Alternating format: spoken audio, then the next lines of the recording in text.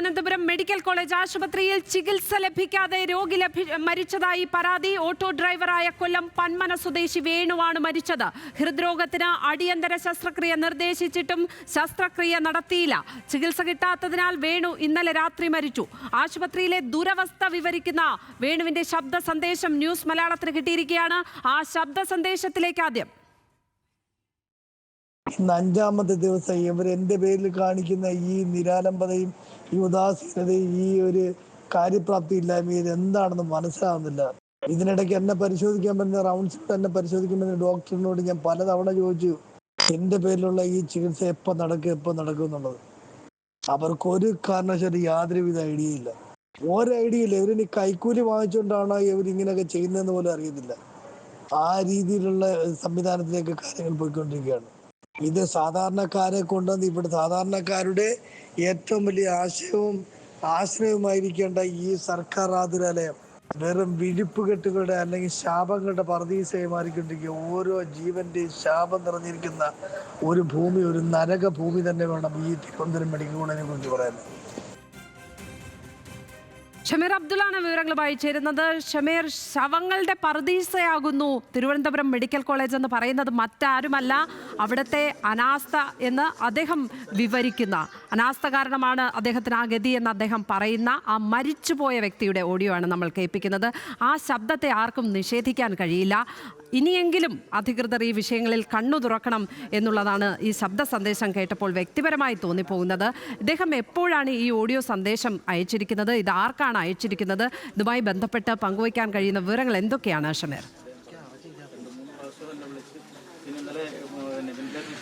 ലക്ഷ്മി, അവസാനമായി വേണു പറഞ്ഞത് സാധാരണക്കാരെ ഏറ്റവും കൂടുതൽ ആശ്രയിക്കുന്ന ഒരു ആതുര കേന്ദ്രമാണ് മെഡിക്കൽ കോളേജ്. പക്ഷേ അവിടെ തനിക്ക് ചികിത്സ ലഭിക്കുന്നില്ല. ഇനി ആരെ കാണണം? ഒരു നായയുടെ പരിഗണന പോലും തനിക്ക് ലഭിക്കുന്നില്ല എന്ന് അദ്ദേഹം പറയുന്നു.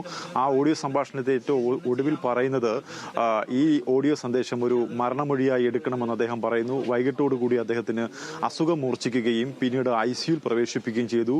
രാത്രിയോടുകൂടി മരണം സ്ഥിരീകരിച്ച് ഈ കുടുംബത്തിന് ബോഡി വിട്ടു നൽകുകയും ചെയ്തു. പക്ഷേ ഇതിൽ എന്താണ് സംഭവിച്ചത് എന്ന് മെഡിക്കൽ കോളേജിന് ഇപ്പോഴും വിശദീകരിക്കാൻ കഴിയുന്നില്ല. അതായത് 5 ദിവസം മുമ്പ് നെഞ്ചുവേദനയുമായി ബന്ധപ്പെട്ട് ചവറ പ്രാഥമിക ആരോഗ്യ കേന്ദ്രത്തിലെത്തി പരിശോധന നടത്തി. അവിടെ നിന്നും ആൻജിയോഗ്രാം നിർദ്ദേശിച്ചു. കൊല്ലം ജില്ലാ ആശുപത്രിയിലേക്ക് എത്തിക്കുന്നു. അവിടെ നിന്നും പിന്നീട് തിരുവനന്തപുരം മെഡിക്കൽ കോളേജിലേക്ക് കൊണ്ടുപോയ ഒരാളാണ് വേണു. ആ വേണുവിന്റെ മൃതദേഹമാണ് ഇന്നും 5ാമത്തെ ദിവസം ആൻജിയോഗ്രാം പോലും നടത്താതെ അദ്ദേഹം മരണത്തിന് കീഴടങ്ങി ചികിത്സ നിഷേധിക്കപ്പെട്ടു എന്നാണ് അദ്ദേഹം തന്നെ ഓഡിയോ സന്ദേശത്തിൽ പറയുന്നത്. അദ്ദേഹത്തിന്റെ സഹോദരൻ ഓമനക്കുട്ടൻ ഇപ്പോൾ നമുക്കിപ്പോൾ ഉണ്ട്. എന്തായിരുന്നു ഈ 5 ദിവസം അവർ ചെയ്ത ട്രീറ്റ്മെന്റ്? എന്തായിരുന്നു? അവരൊരു ട്രീറ്റ്മെന്റ് ചെയ്തിട്ടില്ല. എന്റെ അനിയന് തലവേദന വന്നാലും മരുന്ന് പോലും കൊടുത്തിട്ടില്ല, ഇഞ്ചക്ഷൻ പോലും കൊടുത്തിട്ടില്ല. ഇഞ്ചക്ഷൻ കൊടുത്തായിരുന്നു എന്റെ അനിയന്ന് ജീവിച്ചിരുത്താനും. ഇതല്ല ഈ ആശുപത്രിക്കാര് തെറ്റാണ് ചെയ്തത്. എന്റെ അനിയനെ നല്ല രീതിയിൽ നോക്കിയാണ് ഇന്ന് എന്റെ അനിയന് 2 പെൺപിള്ളേർക്ക് 2 പെൺപിള്ളേർ അവനാട്ടം ഓടി ജീവിക്കുന്നവരാണ്. എന്താ അസുഖമായിട്ടാ കൊണ്ടുപോയത്? അവന് നെഞ്ചുവേദന എന്നും പറഞ്ഞ് കൊണ്ടുപോയതാണ്.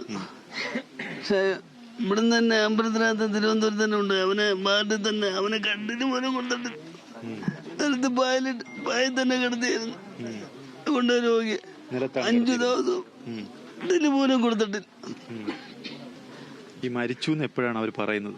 ഇന്നലെ 8:15 പറയുന്നത്. 7 മണിക്ക് IC കയറ്റി 8:15 മരിച്ചാണ്. ഈ ചികിത്സ കിട്ടിയില്ലെന്ന് എപ്പോഴെങ്കിലും സഹോദരനോട് പറഞ്ഞു? കിട്ടിയിട്ടില്ല. ചികിത്സ കിട്ടിയെങ്കിൽ എന്റെ അനിയൻ ജീവിച്ചിരുത്താനും. ചികിത്സ കിട്ടാത്തതുകൊണ്ടാണ് എന്റെ അനിയൻ മരിച്ചു പോയത്. ചികിത്സ കിട്ടിയെങ്കിൽ എന്റെ അനിയൻ ജീവിച്ചിരുത്താനും. എത്ര വയസ്സുള്ള വ്യക്തിയാണ് ഇദ്ദേഹം? ചികിത്സ കിട്ടുന്ന ഒരു ആതുരാലയമാണ്. അതാണ്. എത്ര വയസ്സുണ്ട് ചേട്ടൻ അനിയൻ? 45 വയസ്സ് മാത്രമാണ്. ഓട്ടോറിക്ഷ ഓടിയാണ് ജീവിക്കുന്നത്. 2 പെൺപിള്ളേരാണ്. ഈ സ്വകാര്യ ആശുപത്രിയിൽ പോകാൻ പണം പോലും ഇല്ലാത്തതുകൊണ്ടാണ് സർക്കാർ ആശുപത്രി വെച്ചത്. ആ സർക്കാർ ആശുപത്രിയിലാണ് കൊണ്ടുപോയത്. അവിടെയും മരുന്ന് കൊടുത്തിട്ടില്ല. ആ നല്ല രീതിയിൽ ചികിത്സിച്ചായിരുന്നു എന്റെ അനിയൻ മരിക്കത്തില്ല. ഇന്നവൻ ജീവനത്തോടിരുന്നാലും. ഇന്നലെ ഉച്ചയ്ക്ക് എന്നെ വിളിച്ചു പറഞ്ഞു, ഞാൻ ഒരു കുഴപ്പമില്ല, നല്ല രീതിയിൽ നിൽക്കുവാണ്, ചോറൊക്കെ ഉണ്ട്. അന്നേരം അനിയത്തി ഇന്നലെ വിളിച്ച് എൻ്റെ അടുത്ത് പറയുന്നു, അണ്ണാ വേണമെങ്കിൽ അസുഖം കൂടുതൽ IC കയറ്റി. അങ്ങനെ ഇവിടുന്ന് ചെന്നപ്പോഴാണ് ആള് തീർന്ന്. എന്നിട്ട് ഞങ്ങൾ 3 മണിക്കൂറും എൻ്റെ വാതിൽ കയറ്റി വിടുന്നില്ല. പാസ് വേണം. അയാൾ പാസ് കഴിഞ്ഞ് അത് ക്യാൻസലാക്കി. പാസില്ല. അന്നേരം സെക്യൂരിറ്റിമാരടുത്ത് ഇയാള് ചോദിച്ചപ്പോൾ പറഞ്ഞു, നിങ്ങളെ കൊണ്ട് മാറിക്ക്, നിങ്ങൾ പിന്നെ കയറ്. പറഞ്ഞു ഞാൻ അനിയച്ചാനെ മരിച്ചു കിടക്കുന്നത്, അപ്പൊ ഓടി കാണാനാണ് ഞാൻ. അതൊന്നും പറഞ്ഞിട്ട് ഇവിടെ കാര്യമില്ലെന്ന്. അങ്ങനെ ഞങ്ങൾ 3 മണിക്കൂർ ആൻജിയോഗ്രാം നിർദ്ദേശിച്ച ദിവസം ഇന്നായിരുന്നു. ഇന്നായിരുന്നു അതിന്റെ ഡേറ്റ് വെച്ചേക്കുന്നത്. അത്രയും ദിവസം അവിടെ തുടരേണ്ടി ഇത്രയും ദിവസം ചുമ്മാ അവിടെ ഇട്ടിരുന്ന് ഒരു ചികിത്സ പോലും കൊടുത്തിട്ടില്ല, ഒരു ഇഞ്ചക്ഷൻ പോലും കൊടുത്തിട്ടില്ല, ഒരു ഗുളിക പോലും കൊടുത്തിട്ടില്ല. ഒരു ഗുളിക ഒരു ഇഞ്ചക്ഷനെ കൊടുത്തെങ്കിൽ എന്റെ അനിയൻ ഇന്ന് ജീവിച്ചിരുന്നാലും. ആട്ട ഓടി ജീവിക്കുന്ന 2 പെൺപിള്ളേരാണ്. ആ ജീവൻ അവരടുത്ത്. ഞാനെന്താ വേണം? ഞാനിത് ആരടുത്ത് പറയണം? ഞങ്ങള് ഈ ജനങ്ങൾ മൊത്തം ഇത് കാണണം. ഇതാണ് നാളെ ഒരു മനുഷ്യർ പരാതി കൊടുത്താലും നടപടി എടുക്കണമെന്നാണ് ഞങ്ങളുടെ ആഗ്രഹം. ചേട്ടൻ എന്ന രീതിയിൽ ഞങ്ങളുടെ ആഗ്രഹം പരാതി എടുക്കണമെന്നാണ് ഞങ്ങളുടെ ആഗ്രഹം. പരാതി കൊടുത്തിട്ടുണ്ട്, പരാതിയുടെ കോപ്പി കിട്ടിയിട്ടുണ്ട്. അതാ പരാതി എടുക്കാൻ ഇവർക്കെതിരെ കർശന നടപടി എടുക്കണം. നിഷേധം പറഞ്ഞിട്ട് അവർ വല്ലതും പറഞ്ഞിരുന്നു ഹോസ്പിറ്റലുകാർ? ഒന്നും പറഞ്ഞില്ല. ഇപ്പൊ ചേട്ടാ ആർക്കാണ് നമ്മൾ പരാതി കൊടുത്തിരിക്കുന്നത്? പരാതി കേരള മുഖ്യമന്ത്രിക്കും ആരോഗ്യവകുപ്പ് മന്ത്രിക്കും പരാതി മെയിൽ വഴി അയച്ചിട്ടുണ്ട്. തിരുവനന്തപുരം ജില്ലാ DMO ഫോൺ വിളിച്ചും ഈ വിഷയം പറഞ്ഞിട്ടുണ്ട്. ഞങ്ങളുടെ മണ്ഡലത്തിലെ വിഷയമാണ്, ഇതിന് അടിയന്തരമായി നടപടിയെടുക്കണമെന്ന് ആവശ്യപ്പെട്ടിട്ടുണ്ട്. നിങ്ങൾ അന്വേഷിക്കുമ്പോൾ എന്താണ് ഇതിന് മനസ്സിലാവുന്നത്? ഇത് മനസ്സിലാവുന്ന പറഞ്ഞാൽ കൃത്യമായ ട്രീറ്റ്മെന്റ് കിട്ടിയിട്ടില്ല. പണ്ട് ഹാരിസ് ഡോക്ടർ പറഞ്ഞതുപോലെ സിസ്റ്റത്തിന്റെ ഫെയിലർ ആയിരിക്കും. ഒരുപക്ഷെ ആരോഗ്യമന്ത്രിയോ വകുപ്പ് മന്ത്രിമാരോ ഈ വിഷയം അറിയുന്നില്ലായിരിക്കും. പക്ഷെ അവർ ചെയ്യേണ്ട ജോലി കൃത്യമായി ചെയ്യാത്തതിന്റെ പേരിലാണ് ഒരു പാവപ്പെട്ട ആട്ടോ തൊഴിലാളി, നമുക്കറിയാം ആട്ടോ തൊഴിലാളികളുടെയൊക്കെ വരുമാനം അറിയാം, അങ്ങനെയുള്ള ഒരു തൊഴിലാളി അവന്റെ ജീവിതമാർഗമായി പോകുന്നതിനിടയ്ക്ക് ഒരു ഇതുപോലൊരു അത്യാവശ്യം സർജറി വേണ്ടി വരുമ്പോൾ കടന്നു പോകുമ്പോൾ ചെല്ലുമ്പോൾ അവിടുന്ന് ട്രീറ്റ്മെന്റ് കിട്ടുന്നില്ല. അതിനുശേഷം ഈ രോഗി മരിച്ചതിന് ശേഷം പോലും അവരുടെ അവഗണനയുണ്ട്. രോഗി മരിച്ച ശേഷം ഈ രോഗി ഒന്ന് കാണിക്കാൻ, മരിച്ചു എന്ന് പറയാൻ പോലും അവർ കഴിയില്ല. അവസാനം പോസ്റ്റ്മോർട്ടം ചെയ്യുന്ന അല്ലെങ്കിൽ പുറത്തേക്ക് ഇറക്കുന്ന സ്ഥലത്ത് കൊണ്ടുവന്നപ്പോഴാണ് ഈ രോഗി മരിച്ചു എന്നുള്ളത് പോലും സ്വന്തം ഭാര്യയും മക്കളും കാണുന്നത് പോലും. അത്രയും അനാസ്ഥയായ പെരുമാറ്റമായിരുന്നു അവിടെ നിന്നുള്ളത്. കൃത്യമായി സോഷ്യൽ മീഡിയയിൽ പറഞ്ഞിട്ടാണ്. സാധാരണ മനുഷ്യൻ ആത്മഹത്യ ചെയ്യുന്നതിന് മുമ്പാണ് ആത്മഹത്യക്കുറിപ്പ് എഴുതുന്നത്. ഇത് സർക്കാർ ആത്മഹത്യ ചെയ്യിപ്പിച്ചാണ്. അദ്ദേഹത്തിന്റെ ആരോഗ്യാവസ്ഥ മോശമായപ്പോഴാണ് ഈ സുഹൃത്തിന് ഈ ഓഡിയോ സന്ദേശം അയക്കുന്നത്. ആരോഗ്യാവസ്ഥ മോശമല്ല, ആരോഗ്യാവസ്ഥയൊക്കെ ഉള്ള മനുഷ്യൻ തന്നെ. പക്ഷേ ഇയാളുടെ ട്രീറ്റ്മെന്റ് കിട്ടുന്നില്ല എന്നുള്ള കാര്യം അവരുടെ കൂട്ടായ്മയിലാണ് ആ ഓഡിയോ സന്ദേശം അറിയിച്ചിരിക്കുന്നത്. കൂട്ടുകാർ മുഴുവൻ ആ ഓഡിയോ സന്ദേശം കേട്ടതിന് ശേഷമാണ് കൂട്ടുകാർ ഓടി അവിടേക്ക് ചെല്ലുന്നത്. അവിടേക്ക് ചെല്ലുമ്പോഴും സർക്കാർ ആശുപത്രിയിൽ തിരിഞ്ഞു നോക്കാത്ത അവസ്ഥ. കാര്യം വലിയ പ്രതീക്ഷയോട് കൂടിയിട്ടാണ് മെഡിക്കൽ കോളേജിലേക്ക് പോകാന്ന് പറഞ്ഞു. മെഡിക്കൽ കോളേജൊക്കെ പറഞ്ഞാൽ സാധാരണക്കാരൻ്റെ ഒരു പ്രതീക്ഷയുള്ള സ്ഥലമാണ്. പക്ഷെ അവിടെ നിന്ന് കിട്ടുന്നില്ല എന്ന് പറയുമ്പം വല്ലാത്ത അവസ്ഥ തന്നെയാണ്.